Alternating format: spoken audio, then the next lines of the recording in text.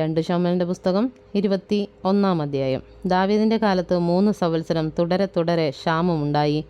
ദാവീദ് യഹോവയുടെ അരുളപ്പാട് ചോദിച്ചപ്പോൾ ശൗൽ ഗിബെയോന്യരെ കൊല്ലുക കൊണ്ട് അതാ അവൻ നിമിത്തവും രക്തപാതകമുള്ള അവൻ്റെ ഗ്രഹം നിമിത്തവും എന്ന് യഹോവ അരുളിച്ചെയ്തു. രാജാവ് ഗിബെയോന്യരെ വിളിച്ച് അവരോട് പറഞ്ഞത്, ഗിബെയോന്യർ ഇസ്രായേല്യരല്ല, അമോര്യരിൽ ശേഷിച്ചവരത്രേ. അവരോട് ഇസ്രായേൽ മക്കൾ സത്യം ചെയ്തിരുന്നു. എങ്കിലും ശൗൽ ഇസ്രായേല്യർക്കും യഹൂദർക്കും വേണ്ടി തനിക്കുണ്ടായിരുന്ന എരിവിൽ അവരെ സംഹരിച്ചു കളവാൻ ശ്രമിച്ചു. ദാവീദ് ഗിബെയോന്യരോട്, ഞാൻ നിങ്ങൾക്ക് എന്തു ചെയ്തു തരേണം? നിങ്ങൾ യഹോവയുടെ അവകാശത്തെ അനുഗ്രഹിക്കേണ്ടതിന് ഞാൻ എന്ത് പ്രതിശാന്തി ചെയ്യണമെന്ന് ചോദിച്ചു. ഗിബെയോന്യർ അവനോട്, ശൗലിനോടും അവൻ്റെ ഗ്രഹത്തോടും ഞങ്ങൾക്കുള്ള കാര്യം പൊന്നും വെള്ളിയും കൊണ്ട് തീരുന്നതല്ല, ഇസ്രായേലിൽ ഒരുത്തനെ കൊല്ലുന്നതും ഞങ്ങൾക്കുള്ളതല്ല എന്ന് പറഞ്ഞു. നിങ്ങൾ പറയുന്നത് ഞാൻ ചെയ്തു തരാമെന്ന് അവൻ പറഞ്ഞു. അവർ രാജാവിനോട്, ഞങ്ങളെ നശിപ്പിക്കുകയും ഇസ്രായേൽ ദേശത്തെങ്ങും ഞങ്ങൾ ശേഷിക്കാതെ മുടിഞ്ഞു പോകത്തക്കവണ്ണം ഉപായം ചിന്തിക്കുകയും ചെയ്തവൻ്റെ മക്കളിൽ 7 പേരെ ഞങ്ങൾക്ക് ഏൽപ്പിച്ചു തരേണം. ഞങ്ങൾ അവരെ യഹോവയുടെ വൃതനായ ശൗലിൻ്റെ ഗിബയിൽ യഹോവയ്ക്ക് തൂക്കിക്കളയുമെന്ന് ഉത്തരം പറഞ്ഞു. ഞാൻ അവരെ തരാമെന്ന് രാജാവ് പറഞ്ഞു. എന്നാൽ ദാവീദും ശൗലിൻ്റെ മകനായ യോനാഥാനും തമ്മിൽ യഹോവയുടെ നാമത്തിൽ ചെയ്ത സത്യനിമിത്തം രാജാവ് ശൗലിൻ്റെ മകനായ യോനാഥാൻ മകൻ മെഫീബോശത്തിനെ ഒഴിച്ചു. അയ്യാവിൻ്റെ മകൾ രിസ്പ ശൗലിന് പ്രസവിച്ച 2 പുത്രന്മാരായ അർമോനിയെയും മെഫീബോശത്തിനെയും ശൗലിൻ്റെ മകളായ മീകൾ മെഹോലാത്യൻ ബർസില്ലായുടെ മകനായ അദ്രിയേലിന് പ്രസവിച്ച 5 പുത്രന്മാരെയും രാജാവ് പിടിച്ച് ഗിബെയോന്യരുടെ കയ്യിൽ ഏൽപ്പിച്ചു. അവർ അവരെ മലയിൽ യഹോവയുടെ മുമ്പാകെ തൂക്കിക്കളഞ്ഞു. ഇങ്ങനെ അവർ 7 പേരും ഒരുമിച്ച് മരിച്ചു. കൊയ്ത്തുകാലത്തിൻ്റെ ആദ്യ ദിവസങ്ങളായി യവക്കൊയ്ത്തിൻ്റെ ആരംഭത്തിലായിരുന്നു അവരെ കൊന്നത്.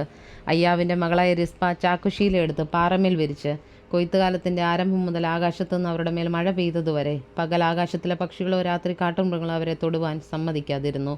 ശൗലിൻ്റെ വെപ്പാട്ടിയായ അയ്യാവിൻ്റെ മകളായ രിസ്പ ചെയ്തത് ദാവീദ് കേട്ടിട്ട് ദാവീദ് ചെന്ന് ഫെലിസ്ത്യർ ഗിൽബോവയിൽ വെച്ച് ശൗലിനെ കൊന്ന നാളിൽ ബെത്ഷാൻ നഗരവീതിയിൽ ഫെലിസ്ത്യർ തൂക്കിക്കളയുകയും ഗിലെയാദിലെ യാബേഷ് പൗരന്മാർ അവിടെ നിന്ന് മോഷ്ടിച്ചു കൊണ്ടുവരികയും ചെയ്തിരുന്ന ശൗലിൻ്റെയും അവൻ്റെ മകനായ യോനാഥാൻ്റെയും അസ്ഥികളെ അവരുടെ അടുക്കൽ നിന്നെടുത്തു.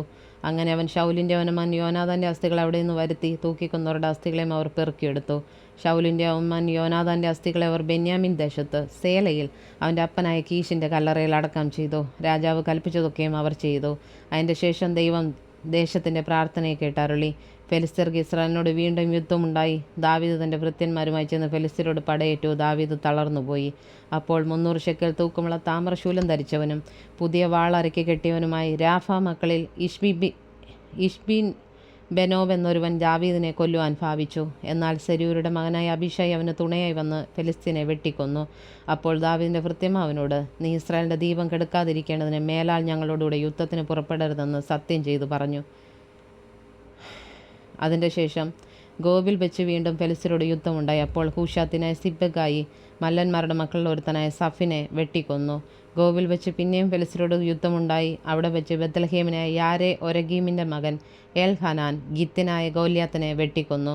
അവൻ്റെ കുന്തത്തണ്ട് നെയ്ത്തുകാരുടെ പടപ്പുതടി പോലെയായിരുന്നു. പിന്നെയും ഗത്തിൽ വെച്ച് യുദ്ധമുണ്ടായി.